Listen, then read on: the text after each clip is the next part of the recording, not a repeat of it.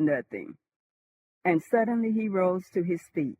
I promise to show you the works, he said to Ra, and put his big clumsy hand on his friend's shoulder. And you are ready to go. Wait, said Ra, and stood up also. There was another pause.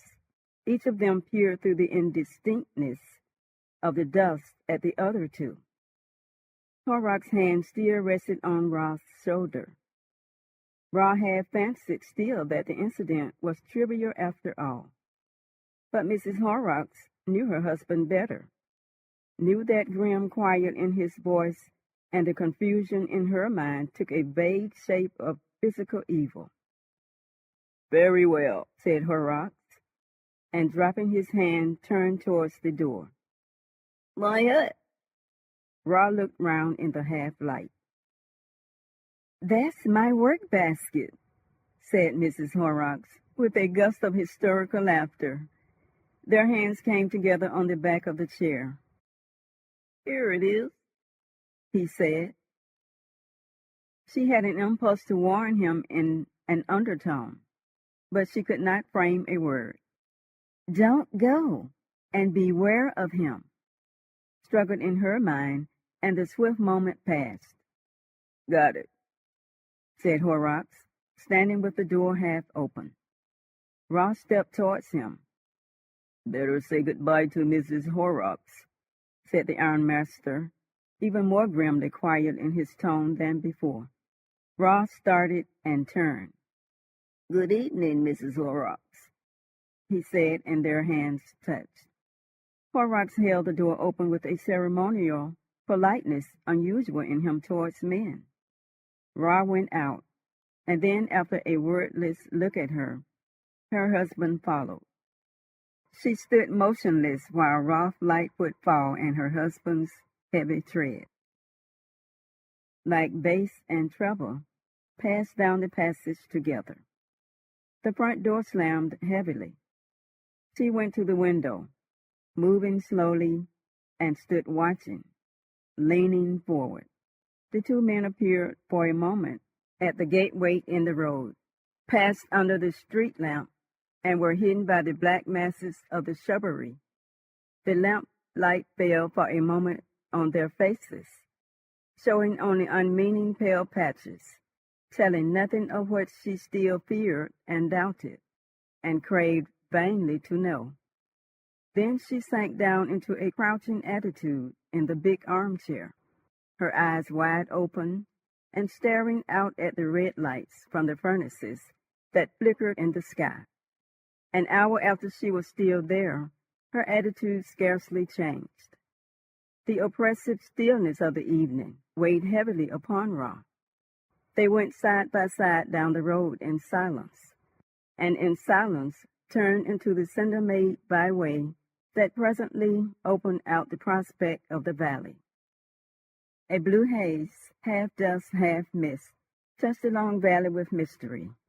Beyond were Hanley and Iturio, gray and dark masses, outlined thinly by the rare golden dots of the street lamps, and here and there a gas-lit window, or the yellow glare of some late-working factory or crowded public house. Out of the masses, clear and slender, against the evening sky, rose a multitude of tall chimneys, many of them reeking, a few smokeless during a season of play. Here and there a pallid patch and ghostly stunted beehive shapes showed the position of a pot bank or a wheel, black and sharp against the hot lower sky, marked some colory where they raised the iridescent coal of the place. Near at hand was the broad stretch of railway, and half-invisible trains shunted a steady puffing and rumbling, with every run a ringing concussion of a rhythmic series of impacts, and a passage of intermittent puffs of white steam across the further view. And to the left, between the railway and the dark mass of the low hill beyond, dominating the whole view, colossal, inky black, and crowned with smoke and fitful flames, stood the great cylinders of the Jetter Company blast furnaces, the central edifices of the big ironworks of which Horrocks was the manager. They stood heavy and threatening, full of an incessant tumult of flames and seething molten iron. And about the feet of them rattled the rolling mills, and the steam hammer beat heavily and splashed the white iron sparks hither and thither. Even as they looked, a truck full of fuel was shot into one of the giants, and the red flames gleamed out, and a confusion of smoke and black dust came, boiling upwards towards the sky.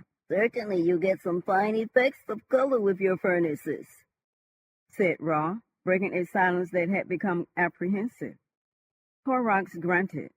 He stood with his hands in his pockets, frowning down at the dim, steaming railway and the busy ironworks beyond, frowning as if he were thinking out some knotty problem. Ra glanced at him and away again. "At present, your moonlight effect is hardly right," he continued, looking upward. "The moon is still smothered by the vestiges of daylight." Horrocks stared at him with the expression of a man who had suddenly awakened. "Vestiges of daylight? Of course, of course." He too looked up at the moon, pale still in the midsummer sky.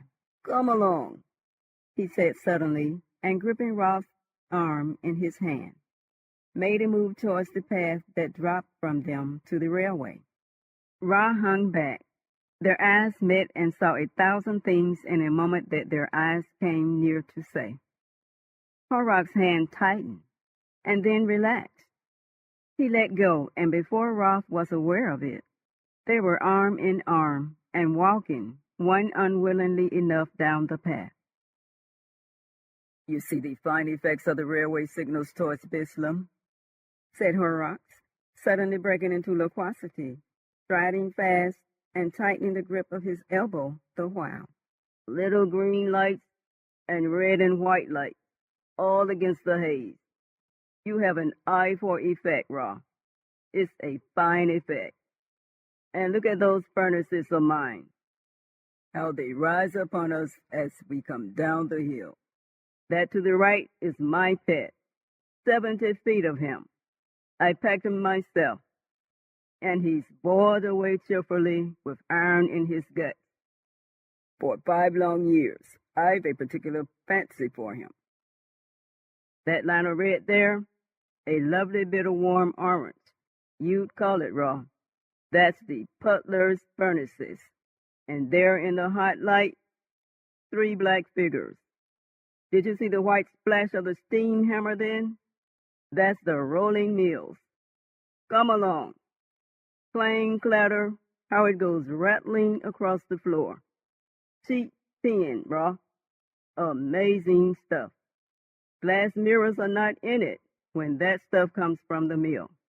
And swish, there goes the hammer again. Come along." He had to stop talking to catch at his breath.